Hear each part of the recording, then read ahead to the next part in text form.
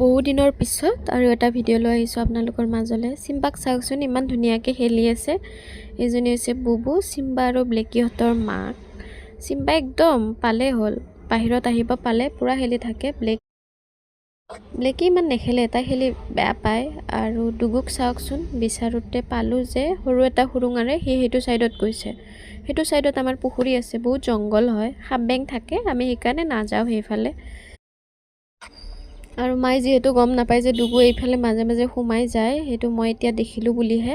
তাক চাওকচোন, ডুগু এনেকৈ কওঁতে এনেকৈ দৌৰিছে নিঙুৰ দাঙি কেনে, ভয় কৰে আকৌ মাজে মাজে।